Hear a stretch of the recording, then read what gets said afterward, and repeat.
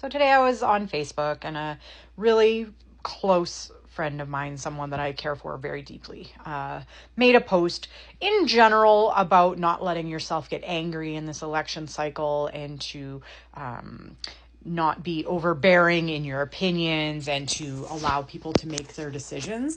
And that part of the post I totally agree with. But then he kind of veered off into, don't get too crazy. Remember, when the election's over, people are going to remember you for the way you acted. If you're going, all out, just remember you may be known as somebody that does these kinds of things, and you might want to be cautious about that. So how do I respond to that? Am I someone who's being over political right now? Yeah, absolutely. Am I someone who is pushing information at other people? Yeah, absolutely.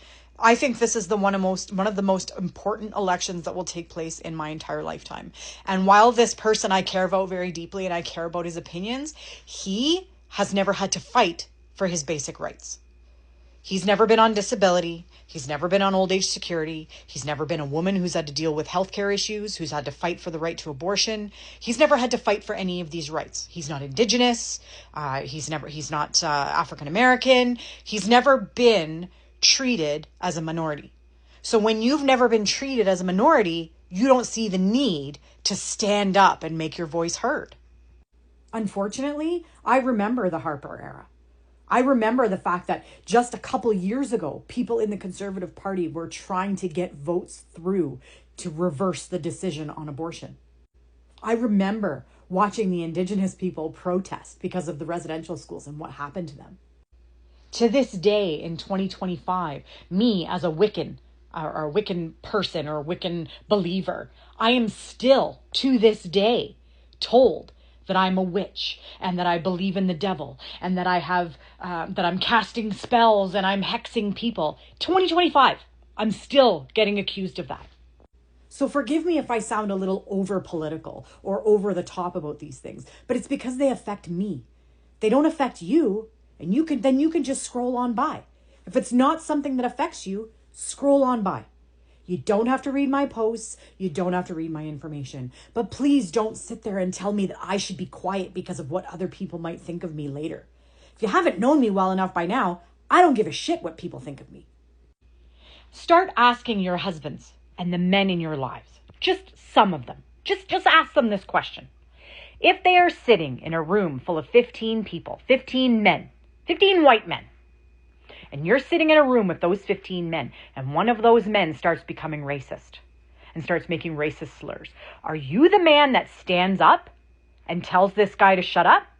Or are you the guy that sits in the corner and doesn't say anything because you don't want to start a fight with them? Because as women and minorities and all the people that are fighting in this election, we need to know that in private, you will be the one that stands up for us. Not the one that cowers in the corner and waits because you don't want anyone forming an opinion on you. Some of the men that support me are fantastic. Some people, not so much. I'm not going to paint all men with a blanket picture. That's not what I'm saying.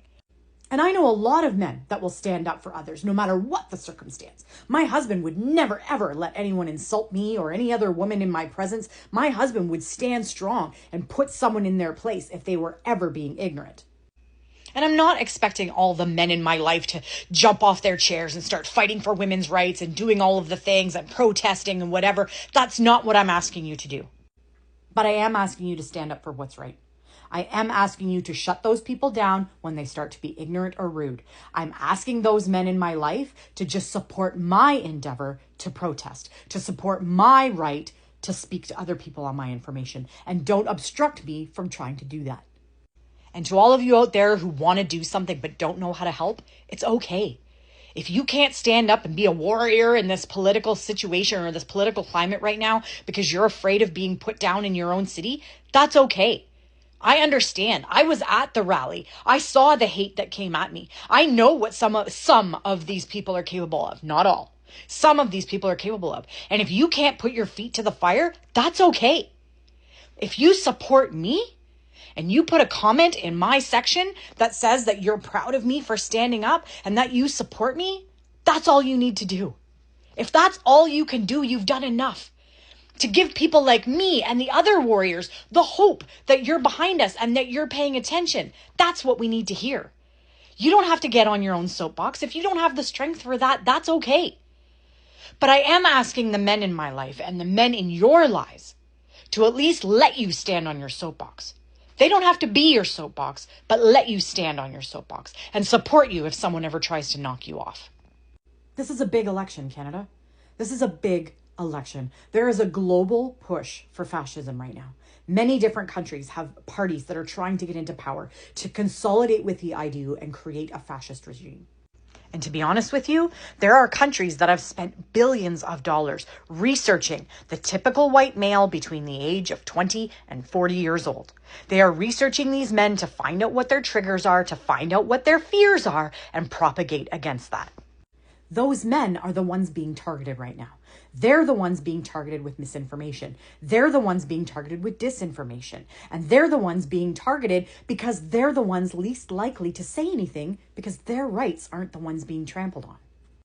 This is like $1 billion push to get men in these age groups to support a party because they've created so much fear over what has happened with the lost liberal decade that they're trying to get these men to rally behind them. Again, I'm not saying all conservatives are stupid or all men are stupid or all conservatives are uneducated. We need to stop that rhetoric. If we want to communicate with people and actually change minds for the better, calling them stupid and uneducated is not going to be the way to go. We have to understand that your typical male between the ages of 20 and 40 years old goes to work 12-hour shifts, comes home, eats dinner, and goes to bed and rinse, repeat the next day. So whatever information is being flooded at them day after day after day after day is what they're going to believe. And since countries of all sorts have spent billions of dollars trying to convince them of this, it's working. So what's happening is you go to these mills or, manufacturing plants and all the guys in the smoking area on their lunch break or in the break room are discussing politics, and all they're discussing is the anger that the liberals have caused, and it's pushing them to believe the same thing over and over again. But then usually they come home to their wives who are on the other side, and they're the ones that have been paying attention to what's going on, and now it's causing relationship problems between men and women because there's such a disconnect between the types of information that they're getting. So I will tell you something encouraging. The video that I made about the Poilievre rally has now had over 100,000 views. Thank you. Thank you so much to all of you. What I can say is out of 2,700 comments, very few actually supported the Conservatives. Very few. Most of the ones that are in there that were, pushing their points were bots. I went in and looked at their profiles. They literally had like one follower, user number 24793, all bots. So I blocked them.